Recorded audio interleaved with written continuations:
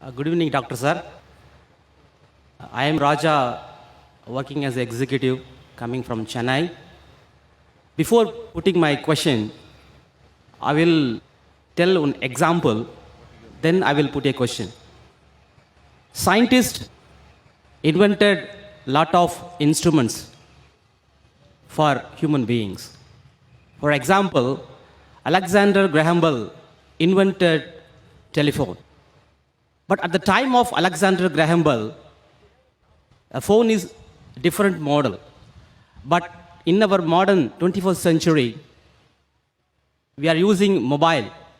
We are sending emails, internet clippings, pictures all over the globe. What I am telling is, whichever the man made, some person can change.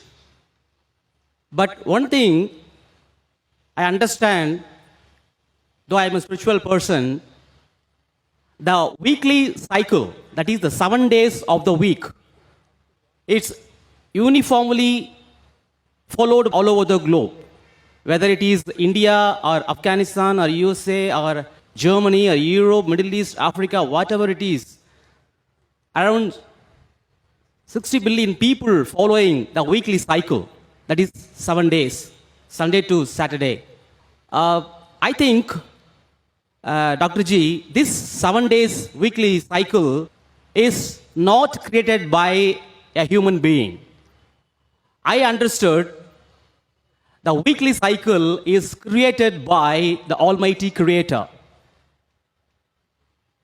My question is now I am putting, this 7 days cycle is written in Al-Kitab, and another sub-question is there is any order of creation mentioned in Al-Quran?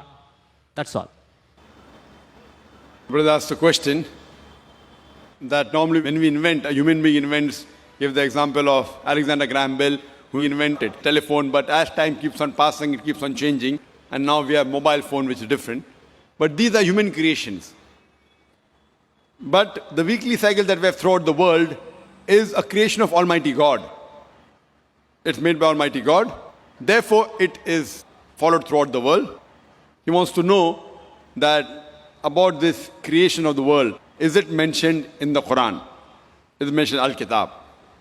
Brother, let me tell you one thing, that I do agree with you. Human beings, when they do something, they invent, it keeps on evolving, keeps on improving. Unlike God, God is perfect. He creates something, He can make it perfect, or He may reveal in stages, because to the creation which He has created for may not understand. For example, He sent many messengers. The first messenger was Adam, peace be upon him, and He kept on sending messengers, 124,000 messengers. Then last is Prophet Muhammad, peace be upon him. He revealed many messages, many books. Some of the previous books are mentioned in the Quran, the Torah, the Zabur, the Injil, and the final one is the Quran. Not that Almighty God did not know about the Quran. That time the human beings could not grasp the message. So depending upon the level of the human being, He kept on sending a revelation. When He found they could grasp it, He sent the last and final revelation and sent the last and final messenger, Prophet Muhammad, peace be upon him. Now coming to your question of the weekly cycle. 7 days, followed same throughout the world. You said from Sunday to Saturday. The 7 weekly cycle is there throughout the world, but it's not identical. If you go to a Muslim country, Sunday is not a holiday, Friday is a holiday. So it is not from Sunday to Saturday, it is Friday to Thursday. But 7 days are there. But 7-day cycle is the same, but the days may differ, which is the day for holiday, etc. And similarly, if you read the Bible too speaks about 7 days, about the creation. Even the Jewish scripture speaks about that. Even the Quran speaks about that. Even the Hadith speaks about that. Quran mentions in several places that Almighty God, He created the world in 6 days. In 6 epochs. What is mentioned in the Quran and the other scriptures, on the face of it, it's the same. But if you go into details, there's a world of a difference. The way Quran speaks is more scientific. What the other scriptures speak, it may not be that scientific. For example, the Bible too speaks about the creation of the universe. It says Almighty God created the world in 6 days and rested on the seventh day. That means God requires rest. Quran also says Almighty God created the world in 6 days, but doesn't say God rested on 7 days. Why? Because Quran says in Surah Baqarah chapter number 2, verse number 255 in Ayat al-Kursi, Allahu la ilaha hayyul qayyum, la ta'khudhuhu sinatun wa la nawm, lahu ma fi samawati wa ma fil ard. That He is eternal, He is all powerful, He is one. No slumber can seize Him, nor does He require rest. So Almighty God does not require sleep, He does not require rest. So where's the question of Him resting? So a lot of the portions match, but not everything. If we say God requires rest, means He's like you and me, a human being requires rest. Almighty God does not require rest. So here we differ. What is mentioned in the Bible, it talks about 6 24-hour periods. 6 days of 24 hours. Which scientists say the universe could not have been made in 6 days of 24 hours. So scientists disagree with the narration mentioned in the Old Testament, in the Bible. As far as the Quran doesn't mention anyway that Almighty God created in 6 24 days.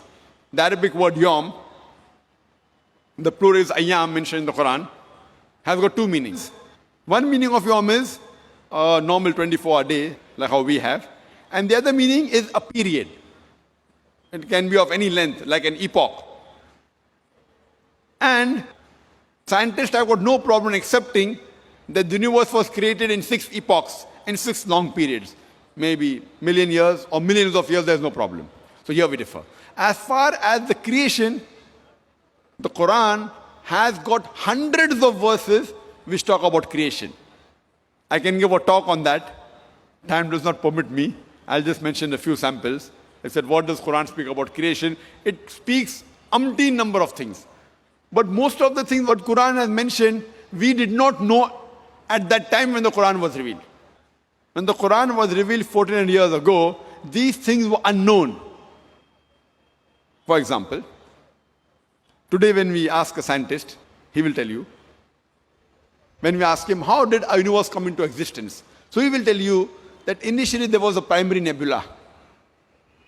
Then there was a secondary separation, a Big Bang, which gave rise to galaxies, the stars, the planets, the sun, as well as the earth on which we live. This was discovered by a couple of scientists about 35 to 40 years before. And this they called as the Big Bang.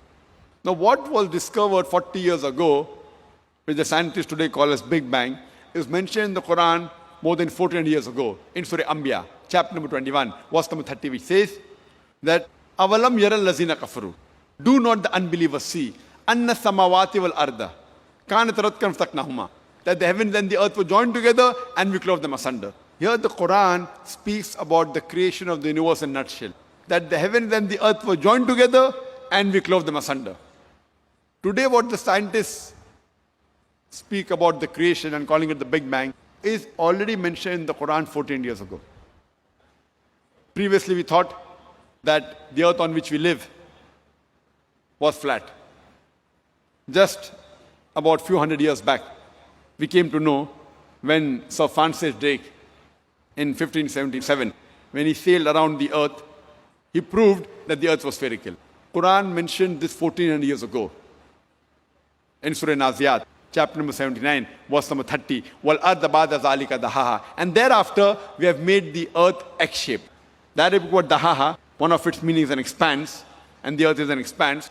The other meaning is derived from the Arabic word duya, which means an egg.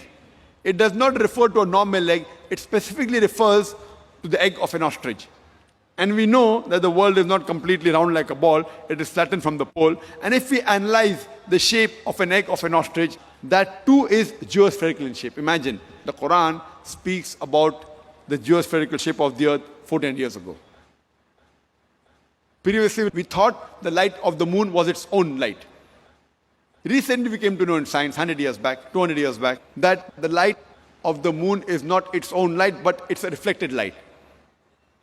Quran mentions this 14 years ago in Surah Furqan, chapter number 25, verse number 61.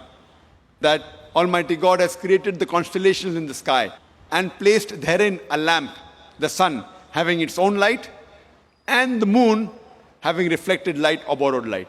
The Arabic word used for the moonlight is munir or nur, which means borrowed light or reflected light. But for the sun light, it's called as wahaj, siraj, diya, meaning a torch, a blazing lamp, a shining glory, indicating the light of the sun is its own light. In this way, there are many verses in the Quran which talk about the creation, talk about astronomy. When I was in school, I had learned that the sun, though it revolved, it did not rotate about its own axis. It was stationary. Quran mentioned in Surah Anbiya, chapter number 21, verse number 33, Huwa allazi khalaqa al-layla wan-nahara. It's Allah who has created the night and the day. Wa-shamsa wal-qamar, the sun and the moon. Kullun fi falaki yasbahun, each one traveling in orbit with its own motion. The Quran says the sun and the moon, besides revolving, they also rotate about their own axis. And today, after science advance, we have come to know that we can have the image of the sun on the tabletop, and we find that the sun has got black spots. And it takes about 25 days for these black spots to complete one rotation, indicating that sun takes approximately 25 days to complete one rotation. In this way, Quran speaks about the sky as a protected ceiling in Surah Anbiya, chapter number 21, verse number 32. The Quran speaks about the fourth state of matter, that is plasma. The Quran says in Surah Dariyah, chapter number 51, verse 47, that we have created the vastness, the expanding universe, which we came to know recently. So in this way, the Quran speaks about creation in several places. But the point to be noted is that unlike other scriptures, even the other scriptures, the Vedas, the Bible, the other scriptures, they do speak about creation. Now, many of the verses, what they speak about creation, they match with science. But many of the verses also go against established science. But as far as the Quran is concerned, the Quran contains more than 6,000 verses, out of which more than 1,000 speak about science. And not a single verse of the Quran goes against established science. The difference between the Quran and the other scripture is that not a single verse of the Quran goes against established science. It may go against scientific hypotheses which take U-turns, but not a single verse goes against established science. That's the reason the Quran is a unique book, and we say it is the only revelation of Almighty God, the only religious scripture which has been maintained in its pure form and is uncorrupted. That's the reason, even if you apply the test of science to all the religious scriptures, all of them fail the test except the Quran. Quran is the only religious scripture on the face of the earth which will pass the test of science. Hope that answers the question.